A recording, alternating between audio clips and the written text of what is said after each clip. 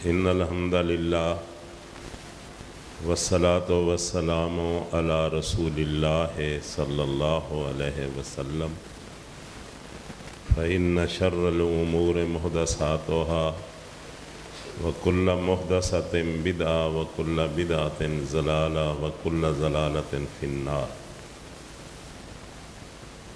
حضرات، رسول مکرم جناب محمد الرسول اللہ صلی اللہ علیہ وسلم کی سیرت کا پیغام پہنچانے کے لیے، آپ کو سنانے کے لیے علماء کرام تشریف لائے ہیں۔ میں تو ایک طالب علم کی حیثیت سے آپ کے سامنے کھڑا ہوں کہ ہمیں یہ پیغام سن کے صرف کانوں کا چٹخارا نہیں بنانا چاہیے، اس پہ عمل بھی کرنا چاہیے۔ رسول اللہ صلی اللہ علیہ وسلم کی زندگی عملی زندگی تھی، صحابہ کی زندگی عملی زندگی تھی، اور آپ صلی اللہ علیہ وسلم نے اپنی زندگی کے کسی موڑ پہ تنگی ہے تب، آسانی ہے تب، سفر ہے تب، حضر ہے تب، جنگ ہو رہی ہے تب، امن ہے تب، آپ نے کسی مقام پہ بھی نماز کو نہیں چھوڑا ہے۔ آج کا یہ درس علماء کرام سے سماعت فرمانے کے بعد مجھ سے نہیں، علماء سے نہیں، اپنے دل سے وعدہ کریں کہ ہم کبھی بھی کسی موڑ پہ نماز نہیں چھوڑیں گے، تو یہ جلسہ کامیاب ہے۔ اگر اسی طرح رہے پھر اول ما یحاسب بالعبد الصلاۃ، قبر میں پوچھ لیا جائے گا تیرا رب کون ہے، تیرا رسول کون ہے، تیرا دین کیا ہے۔ بس قیامت کو سب سے پہلے جو سوال ہوگا اور پوچھا جائے گا تو وہ نماز کے بارے میں۔ اگر نماز درست ہوئی، صحیح ہوئی، پڑھی ہوئی اور پڑھتے رہے تو بھائی آپ کو جنت کی طرف سے بلاوا آ جائے گا اور آپ کو جنت کی طرف بھیج دیا جائے گا۔ اگر نماز درست نہ ہوئی، لیت و لعب سے کام لیتے رہے، بڑی عمر پڑی ہے، کس نے عمر لمبی دیکھی ہے؟ پیغام آتا ہے تو پتہ ہی نہیں چلتا، ہمیں کوئی پتہ نہیں کہ ہمیں کب بلاوا آ جائے۔ اس سے پہلے توبہ کریں، رب سے معافی مانگیں اور اللہ کو سجدہ کریں۔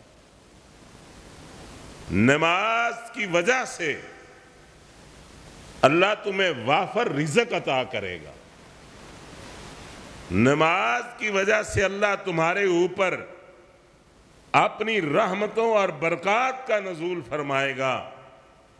نہیں پڑھیں گے تو پھر ایک ہی آواز آئے گی، خذوہ فغلوہ ثم الجحیم صلوا، پکڑ لو، زنجیروں میں جکڑ لو، ہاتھ کڑیاں اور بیڑیاں پہنا کے اس کو جہنم میں پھینک دو۔ اگر پڑھتے رہے تو وہی پوچھیں گے، آج تم جنت کی بہاریں لے رہے ہو، ہم جہنم میں جل رہے ہیں۔ ما سلککم فی سقر، تمہیں کون سی چیز اس سقر جہنم میں لے کے آ گئی؟ جنتی جہنمیوں سے پوچھیں گے، ما سلککم فی سقر، کون سی چیز تمہیں جہنم میں لے کے آ گئی؟ یہی کہیں گے، لم نکم من المصلین، ہم نماز نہیں پڑھتے تھے، ہمارے گھر کے سامنے مسجد کا دروازہ تھا، ہم مسجد کے پڑوس رہتے تھے، لیکن آ کے اللہ کو سجدہ نہیں کرتے تھے، نماز نہیں پڑھتے تھے۔ وَلَمْ نَكُ نُطْعِمُ الْمِسْكِينَ، ہم نے کبھی کسی غریب کو کھانا نہیں کھلایا تھا۔ یہ سوال کیا جائے گا اور جواب دیں گے ہم نماز نہیں پڑھتے۔ میرے بھائی، تمہارا کسی مسلک سے تعلق ہے، میں ادھر نہیں جانا چاہتا، لیکن میں یہ پوچھنا چاہتا ہوں کہ ہم کیا 5 وقت کے پکے سچے ٹھکے نمازی ہیں؟ نہیں ہے، یقیناً سارے نہیں ہیں۔ تو پھر ہمیں اپنے اندر تبدیلی پیدا کرنی چاہیے، ہمیں اللہ کے حضور سجدہ کرنا چاہیے۔ اور یہ نماز 5 وقت کی تو اللہ کا شکرانہ ہے کہ ہم اللہ کا شکر کرتے، اللہ تیرا شکر ہے تو نے ہمیں نماز پڑھنے کی توفیق عطا کی۔ یہ قافلہ جا رہا ہے، نماز کا ٹائم ہوا، قافلے کو روک دیا گیا اور نماز پڑھی اور آگے چل نکلے۔ یہ میدان کارزار ہے، جنگ شروع ہے۔ آپ نے سب بندی کروائی، ایک جماعت دشمن کے سامنے کھڑی ہے اور ایک اللہ کے سامنے کھڑی ہے۔ یہ 2 رکعتیں پڑھتے چلے جاتے ہیں، پچھلے آتے ہیں، وہ بھی امام کے پیچھے 2 رکعتیں پڑھتے، امام کی 4 ہو گئی، ان کی 2 ہو گئی۔ اللہ کہتے ہیں یہ بھی قبول ہے، چھوڑنے کی اجازت نہیں ہے۔ پھر اور آگے آئیے، اس جماعت نے 1 رکعت پڑھی، ایک اپنی پوری کی، وہ چلے گئے۔ دوسری جماعت آئی، اس نے 1 رکعت پڑھی امام کے پیچھے اور ایک اکیلے اکیلے، ان کی 2 اور امام کی بھی 2 ہو گئی۔ چھوڑنے کی اجازت نہیں ہے۔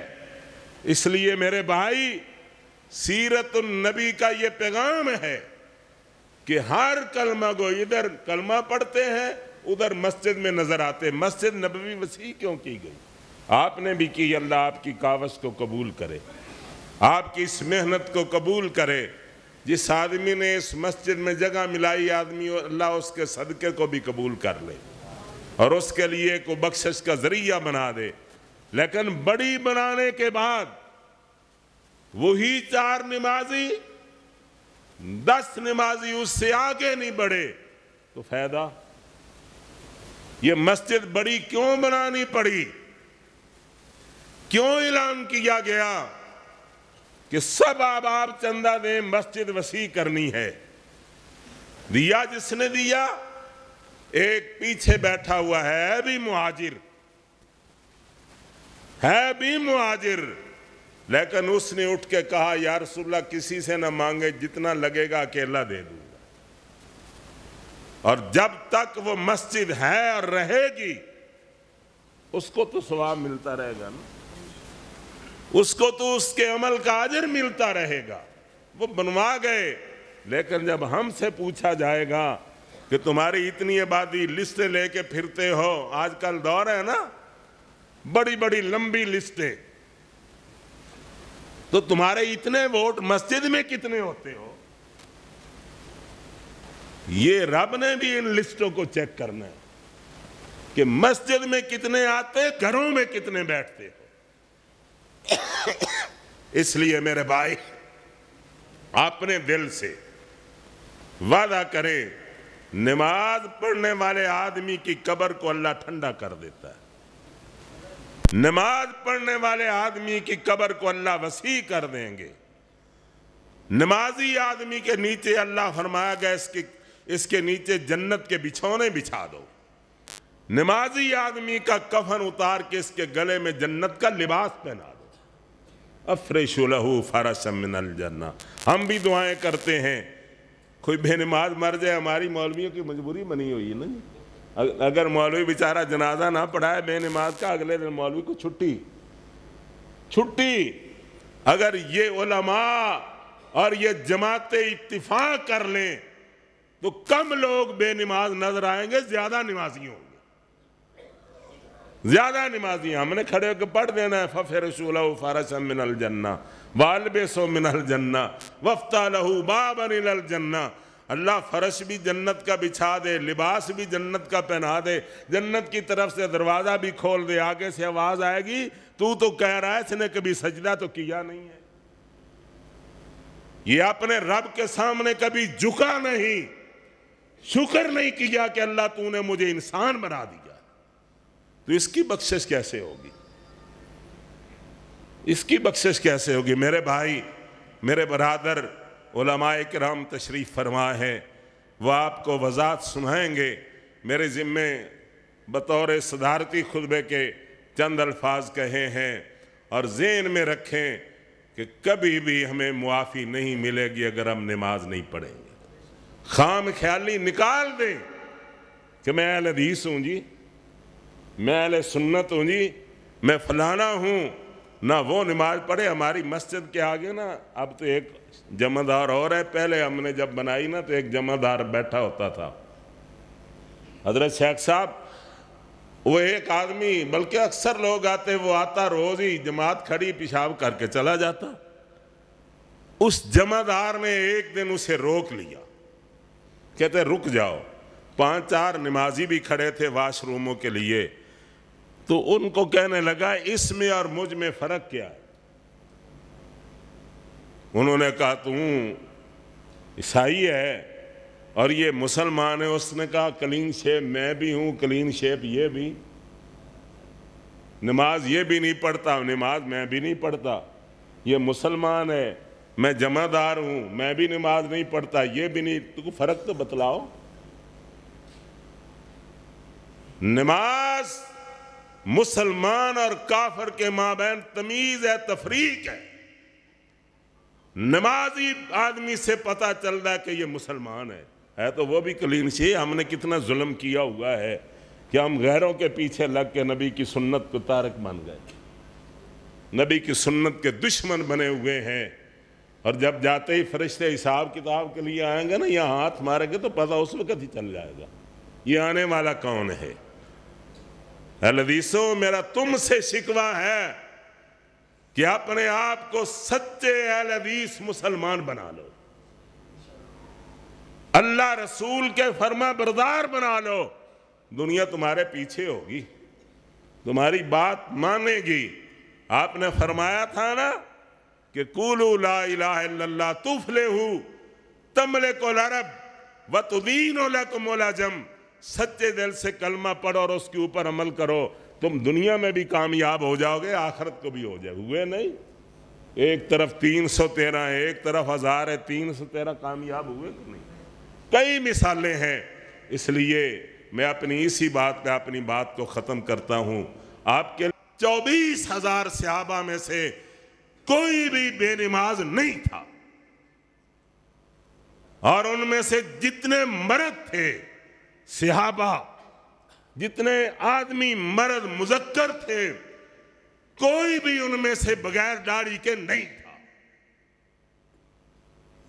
بغیر داڑھی کے۔ اور میں قریب لے کے آنا چاہتا ہوں کہ آپ اہل بیت کی بات کرتے ہیں تو اہل بیت میں سے کوئی ایک بھی نہیں تھا جس کی داڑھی نہ ہو۔ ہمارے گنلے انگلوں پہ کتنے داڑھی والے اور کتنے انداڑھیے ہیں؟ یہ کیا ہے؟